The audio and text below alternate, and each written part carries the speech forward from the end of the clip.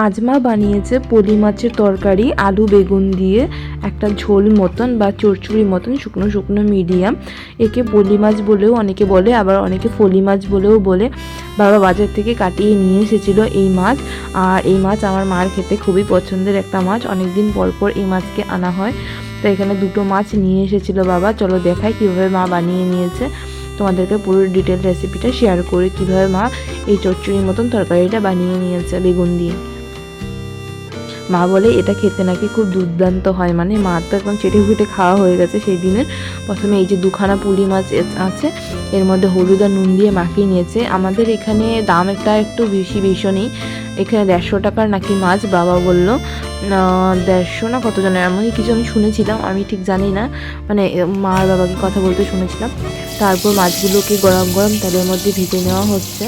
তা তোমাদের ওখানে কীরকম দাম নেয় সেটা জানিও তো একটু, তা শুনবো কীরকম কোন জায়গায় কীরকম মাছ। একে পলি বলে না পলি বলে আমাকে একটু জানিও। মা তো সাধারণত পলি বলেই বলে, আর আমি গুগল সার্চ করে দেখলাম যে অনেক জায়গায় পলি বলে লেখা, আবার অনেকে পলি বলে লেখা। আমার হয়তো মনে হচ্ছে যে বাংলাদেশের দিকে একে পলি বলে বলে আর ইন্ডিয়াতে পলি বলে বলে। যাই হোক, মাছ একটা হবে আর কি। তা মাছগুলো কড়াই সাথে ভেজে গেছিলো, তারপর ভালো করে একটু এগুলোকে ভেজে নিতে হবে, একটু কড়কড়া করে ভেজে নিয়েছে। আর এই মাছে যথেষ্ট কাটা হয়, আমি কোনোদিনও খাইনি এই মাছকে, মানে কাটার জন্য আগে দু একবার খাওয়ার চেষ্টা করেছিলাম, কিন্তু যা পরিমাণ কাটা বাবারি বাবা। তা এইবার যখন খেয়েছি এরকম কড়কড়া করে মা একদম ভেজে দিয়েছিল, মা বললো যে খেয়ে দেখিস এইবার। তা যখন খেলাম, খেয়ে মানে খুবই দারুণ লেগেছে। মানে কাঁটাটা শুধু বাইরের দিকে চামড়ার মধ্যেই কাঁটাটা থাকে, আর ভিতর দিকটার মধ্যে যখন মাংসটায় যায়, মানে ভিতর দিকটা একদম সাদা নরম তুলে, মানে এত স্বাদ লেগেছে। এক টুকরো মাছই খেয়েছিলাম আর কি এত দারুণ লেগেছে কী বলবো। তারপর মাছগুলোকে ভালো করে ভাজা করে তুলে নিয়ে সেই একই তেলের মধ্যে একটুখানি তেল দিয়ে তারপর আলুকে ভাজা বসিয়ে দেওয়া হয়েছে। আলু ভাজার মধ্যে দিয়ে দেওয়া হয়েছে একটুখানি করে হলুদ দিয়ে তারপর ভালো করে একটু ভেজে নিয়েছে। আচ্ছা, এই রান্নাবান্নাগুলো যদি ভালো লেগে থাকে লাইক করে একটুখানি কমেন্ট করে জানিও তো নেক্সট তোমরা কী রান্না দেখতে চাও। তারপর মা এখানে নিয়ে নিয়েছে পেঁয়াজের সাথে নিয়ে নিয়েছে নুন, জিরে ধনের গুঁড়ো, হলুদ আর স্বাদ মতো একটুখানি মরিচ দিয়েছে, মরিচের গুঁড়ো দিয়ে আলুগুলো একটু হালকা ভাজা হয়ে যেতে এর মধ্যে বেগুন দিয়ে দিয়েছে, বেগুনগুলোকে কেটে নিয়েছে। বেগুন দিয়ে দেবে, বেগুন দিয়ে ভালো করে মিশিয়ে নিয়ে তারপর মশলাগুলোকে দিয়ে দেওয়া হবে।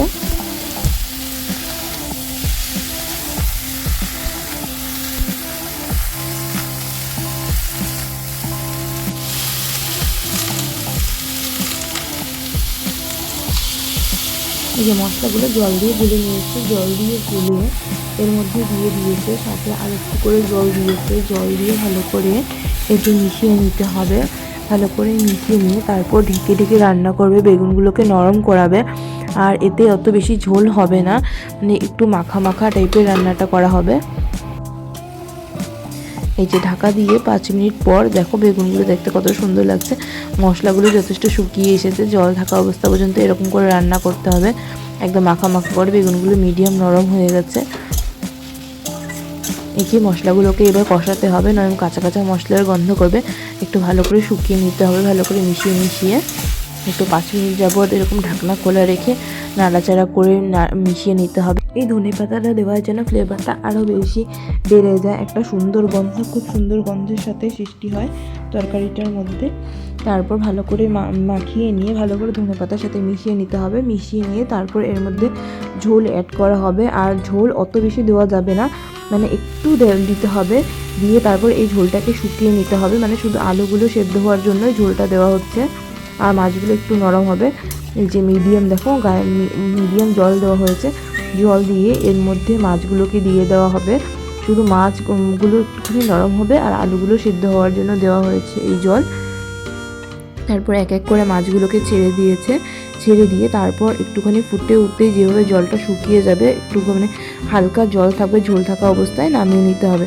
তারপর নামিয়ে নেওয়ার পর আস্তে আস্তে আলুগুলো থেকে ঝোলগুলো ঝোলগুলো শুষে নেবে, আর ঝোলগুলো আরও কমে যাবে আস্তে আস্তে। দেখো মাছগুলো দিয়ে আরও 1-2টা বলক আসার পর দেখো বেগুনগুলো শুকিয়ে গেছে। একদম মিডিয়াম অল্প অল্প ঝোল আছে, এই অবস্থায় নামিয়ে নিতে হবে। কিছুক্ষণ পর ধরো 2 ঘন্টা মতন পর এই ঝোলগুলো শুকিয়ে যাবে, একটা মাখা চচ্চড়ির মতন হয়ে যাবে। দেখো নামরা হয়ে গেছে, কত সুন্দর লাগছে। তোমরা বাড়িতে খাও কিনা জানিও, আর কি দিয়ে খাওয়া হয় এই মাছকে একবার জানিও পারলে। আর ভালো লাগলে লাইক করে দিও, আর একটা কমেন্ট করে জানিও কেমন লেগেছে। আর সাবস্ক্রাইব করে পাশে থেকো এরকম নতুন নতুন রান্নাবান্না জানার জন্য। আর বেসিক্যালি আমাদের এই ইউটিউব চ্যানেলের লক্ষ্য হচ্ছে মায়ের সাথে রান্নাগুলো শিখে নেওয়া, আর মায়ের হাতে যে সিম্পল সাধারণ রান্নাগুলো তোমাদের সবার কাছে তুলে ধরে হচ্ছে এই চ্যানেলের মূল লক্ষ্য। তো আজকের মতো বিদায় নিলাম।